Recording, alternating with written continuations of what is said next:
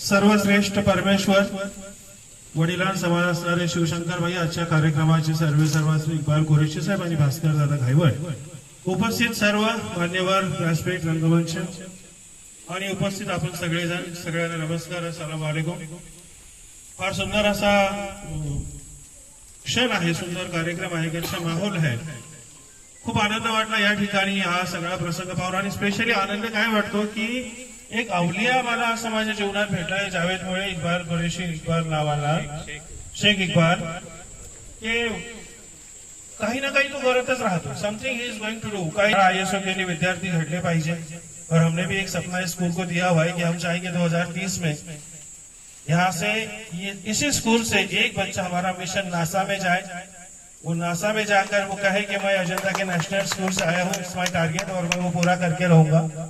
कितने अच्छे लोग हैं, ऐसे मराठी में बोला जाता है सर के देणाऱ्याने देत जावे, घेणाऱ्याने घेत जावे, देणाऱ्याने देत जावे, घेणाऱ्याने घेत जावे आणि घेता घेता एक दिवस देणाऱ्याचे हातही घ्यावे। इतकं सुंदर असं घेण्याचं व्रत तुमचं आहे कुरेशी सर, सगळ्यांनी तुम्हाला सांगितलंय, प्रॉमिस केलंय। नो डाऊट की हा साप्ताहिक आहे, साप्ताहिक एक दिवस दैनिकामध्ये बदलेल।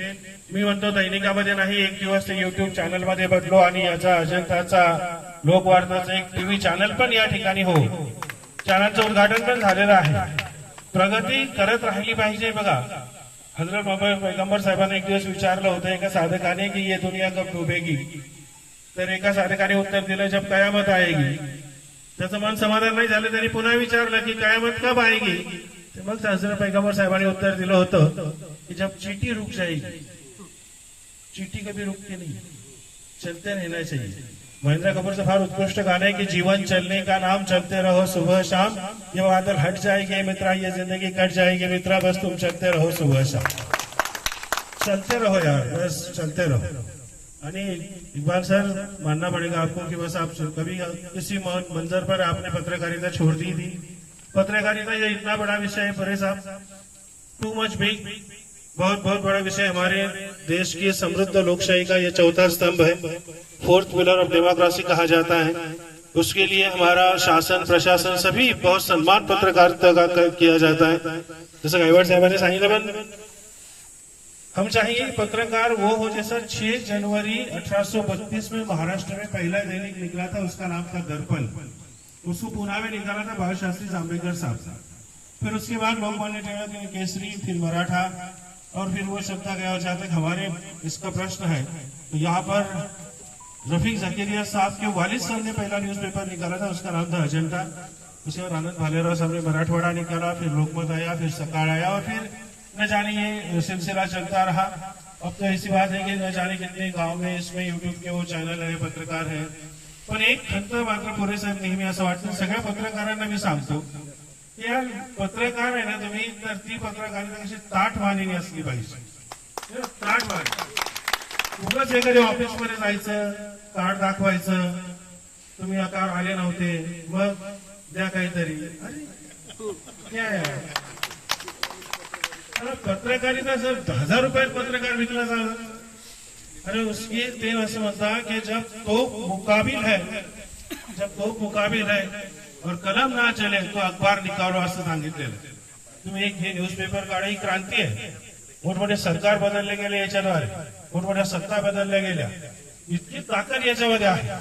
पण जेव्हा हे पत्रकार 1000 आणि 500 रुपयासाठी त्यातल्या एखाद्या महिला अधिकाऱ्याला फोन करून बोलतात, तेव्हा असं वाटतं लानत आहे यार, काय तुमच्या लिखाणात ताकद असावी अशी। ते असं म्हणताना जे न देखे रवी ते देखे कवी, जे सूर्याला दिसत नाही ते पत्रकाराला दिसलं पाहिजे। आणि नुसती एखाद्यावर टीका करणं गायकवाड साहेब म्हणजे पत्रकारिता होत नाही। तुम्हाला त्यांची पण बाजू, पोलीस प्रशासनाविषयी ओरडतो, पण पोलीस प्रशासनावर किती कर्मचारी कमी आहे, त्यांचे प्रश्न काय आहेत, त्यांच्यावर मॅनपॉवर किती कमी आहे, त्यांच्या अडचणी काय घेतल्या गेल्या पाहिजे ना। आफ्रिकेतून किंवा परग्रहातून प्लॅनेटद्वारे आलेले लोक, म्हणून साहेब हा पत्रकारिता फार मोठा। आमच्या हिंदू धर्मामध्ये 12 वाजता भगवान कृष्णाचा जन्म झाला होता गायकवाड साहेब, त्याच्याने महाभारत लिहिलं गेलं, आणि ज्याचा दुपारी 12 वाजता जन्म झाला प्रभू रामचंद्राचा, त्याने रामायण लिहिलं। आज 12 वाजलेले आहेत, 12 वाजता याचा जन्म झालेला आहे। आमची अशी अपेक्षा आहे की या अजिंठा लोकवार्ताने सुद्धा एक मोठं यशाचं महाभारत रामायण लिहावं, सगळ्या समाजाला न्याय द्यावा। सगळ्यांनी जसं तुम्ही सांगितलं ग्रामीण भागाला न्याय दिला गेला पाहिजे, खरंच आहे. फार साधे साधे प्रश्न असतात. गायवड साहेब तुम्ही रात्रंदिवस समाजात फिरतात, अहो कोणाला सातबारा मिळालेला नसतो, एका सातबाऱ्यावर 4-4 नाव आलेले असतात. ये number of things are there.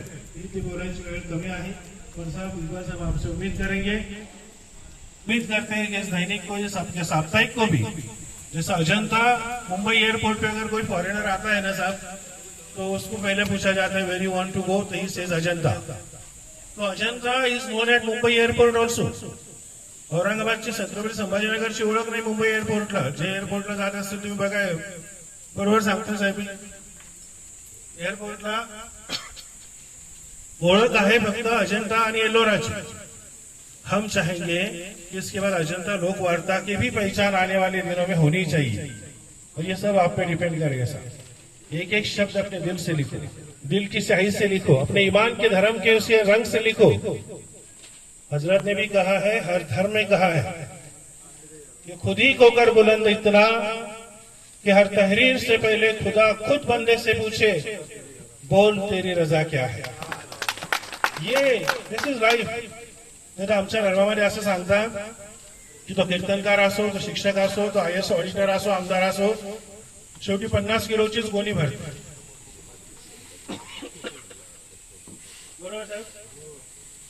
दूसऱ्या दिवशी रक्षा होते ना, एक बार साहब हमारे में रक्षा किया जाती, वो 50 किलो की गोली होती. जैसा भी हमने शिव प्रसाद साहब से बात किया कि अजीज नाजा ने भी वो कह के गया होगा, यह ख्याल झूठा है.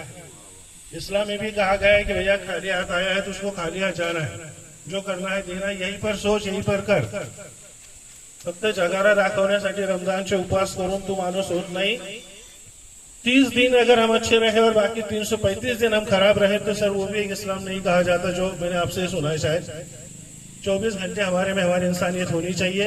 ये पत्रकारिता उसका एक बहुत बड़ा अंग है. और सर आप दूसरा जो काम करते हैं, आप स्कूल चलाते हो सर, यहाँ पर वो जो छोटे छोटे 5, 7, 8 साल के बच्चे, सर उन छोटे छोटे बच्चों को उनका शिक्षक उनके भगवान से भी ऊपर लगता है. बघा तुम्ही, एखाद्या शिक्षकाने जर इन केली ना, तो मुलगा पण तशी इन करतो. त्याच्यासाठी गौड असतो तो. मी 16 वर्ष प्रोफेसर होतो, मला या गोष्टीच फार अभिमान आहे.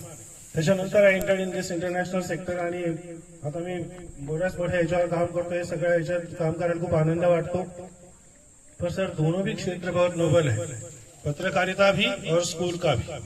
इसमें ऐसी दरार लेकर चलो, ऐसा मिसाल लेकर चलो सर के जब अजंता का इतिहास लिखा जाएगा तो कम से कम एक पन्ना इकबाल सर के आपके लिए लिखा जाना चाहिए. और मैं उम्मीद करता हूं कि आप ये जरूर करेंगे. Thank you very much.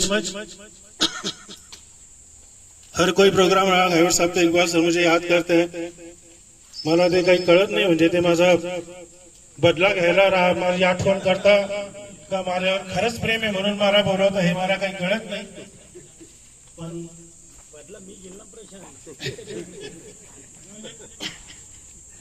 त्यांचं असं असतं जावेदचं आणि त्यांचं की हे प्रोग्राम आहे और तुम कौन आहे, तुम्ही कुठे काय, तो नंतरचा प्रश्न, बस पुढचा विषय. आणि सर यालाच प्रेम म्हणतात. तर नाही तर काय, एक दिवस आहे कोणीतरी सांगतो व्हॉट्सअपवर सो अँड सो होते, हो 28 जानेवारीला अजितदादाचं काय झालं. सकाळी 6:30 वाजता ज्या माणसाने बाईट दिली, 8:30ला त्यांच्याविषयी बाईट आली. इतकं अस्थिर जीवन आहे. म्हणून जितना दे सके उतना देते चलो, उतना ले सके उतना लेके चलो. जेव्हा जेव्हा तुम्ही आवाज द्याल इकबाल सर, आम्ही तुमच्यासाठी नक्कीच येऊ. मोहम्मद रफीचं ती ओळ सांगतो आणि शिवप्रसाद सर मी थांबतो की तुमने पुकारा और हम चले आए, जान हथेली पर ले आए. धन्यवाद. Thank you very much. जय हिंद, जय महाराष्ट्र.